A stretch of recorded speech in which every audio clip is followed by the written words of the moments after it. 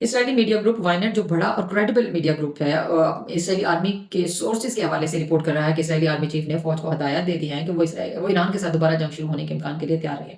یعنی یاد رہے کہ یہ ہدایت ایسے وقت میں سامنے آ رہی ہیں جب اسلام آباد میں امریکہ اور ایران کے درمیان ہونے والے مذاکرات پوری طرح سے ناکام ہو چکے ہیں، فیل ہو چکے ہیں، کسی ایک نقطے پر دونوں پارٹیز متفق نہ ہو سکیں.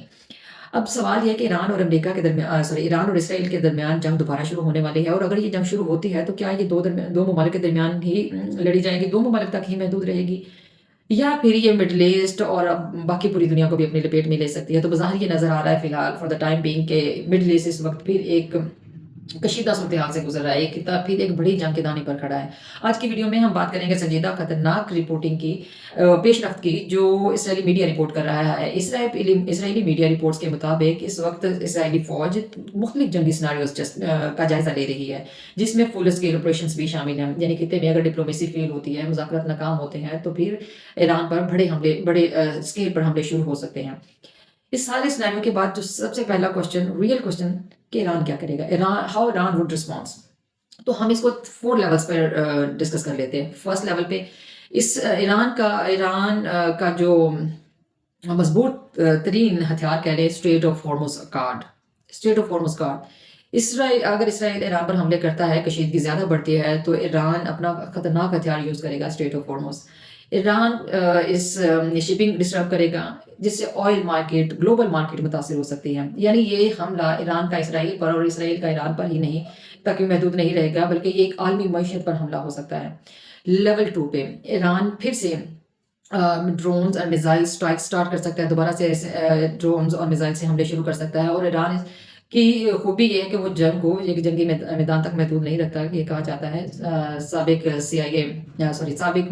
MI6 چیف سر ایلیکس ینگر بھی کہہ چکے ہیں کہ ایران کی خوبصورتی یہ ہے جنگ کے حوالے سے کہ وہ روایتی جنگ کو جنگ کے میدان تک محدود نہیں رکھتا، بلکہ اس کو پوری معیشت جس سے پوری دنیا کو متاثر کرتا ہے، وہ اس حکمت عملی سے جنگ لڑتا ہے.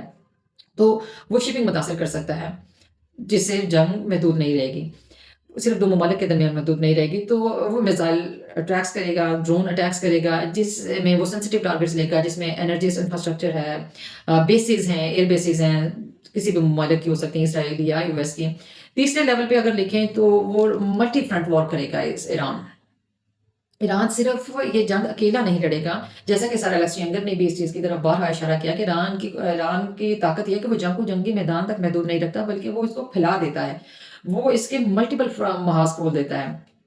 تو ایران صرف ایران کی طاقت میزائلز، ڈرونز ہی نہیں ہے، بلکہ وہ اس کے پراکسی نیٹ ورکس بھی ہیں. تو ایران اپنے اس خطے میں جتنے اس کے پراکسی نیٹ ورکس ہیں، فار ایگزامپل عراقی ملیشیا، حزب اللہ، لیبنان سے، یعنی جتنے اس کے ریجنل پراکسی نیٹ ورکس ہیں، وہ سب کو ایکٹیویٹ کر سکتا ہے.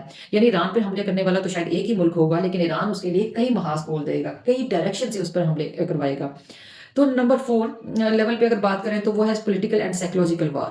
سوری، میں نے وہ پوائنٹس لکھے ہوئے ادھر، بھول نہ جاؤں. تو ایران لیول 4 پہ کرے گا، اس کو پولیٹیکل اینڈ سائیکولوجیکل وار بنا دے گا. یعنی ایران اس کو یہ نیریٹو بلڈ کرنے کی کوشش کرے گا، یہ نیریٹو بھی بنائے گا کہ ایران نے کئی دفعہ مذاکرات کیے، کئی دفعہ ٹیبل پر آیا تاکہ اس معاملے کو حل کیا جائے ونس فار آل، لیکن اسے ہر دفعہ دھوکہ دیا گیا. اسے ہوگا کیا؟ اسے ہوگا یہ کہ ایران کے اوپر عرب ممالک کا ایران کے لیے سمپتھی بنے گی، عرب کی طرف سے ایران کے لیے سمپتھی بنے گی. پھر ایران کا ایک ڈپلومیٹک پریشر بلڈ ہوگا، اور ایران اسے ایک ڈپلومیٹک لیوریج حاصل کر سکتا ہے. سیکنڈ کوشچن، کیا ایران فل وار لڑے گا، فل وار چاہے گا؟ تو ممکنہ آنسر ہے کہ ایران فل اسکیل وار نہیں چاہے گا، ایران فل اسکیل وار کی طرف نہیں بڑھے گا. ایران اس سے کیلکولیٹڈ ایسکیلیشن کرے گا، حملے بھی جاری رکھے گا، لیکن فل فلیج جنگ سے بھی بچے گا. تو بگ پکچر یہ ہے کہ یہ جنگ صرف ایران اور اسرائیل کے درمیان محدود نہیں رہے گی، اس سے مڈل ایسٹ بھی متاثر ہوگا، جو اس کے ریجن ہے. اس سے عالمی معیشت بھی متاثر ہوگی، جس سے تیل کی پرائسز بڑھیں گی، ایک انسرٹنٹی پھر سے بڑھے گی، پوری معیشت دنیا کی ہل کے رہ جائے گی. اسرائیل اور ایران کی جنگ میں تیل کی پرائسز بڑھیں گی، مہنگائی بڑھے گی، پوری دنیا ایک انسرٹنٹی میں آ جائے گی.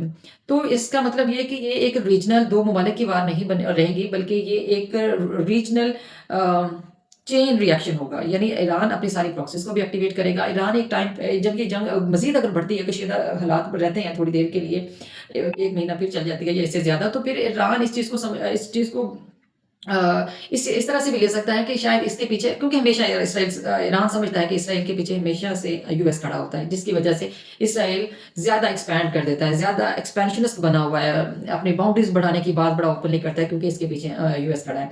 तो जब उसे ये अंदाज़ा हो जाएगा, जब उसे ये यकीन हो जाएगा कि यूएस पीछे खड़ा है, तो वो फिर मिडिल ईस्ट पे यूएई पे भी अटैक करेगा, जिधर जिधर भी यूएस स्टेक्स हैं, उनके एसेट्स हैं, उनको भी निशाना बनाएगा। तो ये फिर एक इसराइल और ईरान के दरमियान जंग नहीं रहेगी फॉर श्योर, ये एक रीजनल एक चेन रिएक्शन होगा। तो आप क्या समझते हैं, क्या ये जंग इसराइल और ईरान के दरमियान रहेगी या फिर एक ये एक्सपैंड कर जाएगी? तो अगर आप इसी तरह डीप जियोपॉलिटिकल एनालिसिस जानना चाहते हैं तो सब्सक्राइब करना मत भूलिएगा। अगर आपको ये वीडियो पसंद आई तो लाइक शेयर एंड सब्सक्राइब जरूर कीजिएगा। अल्लाह हाफिज़ फॉर नाउ।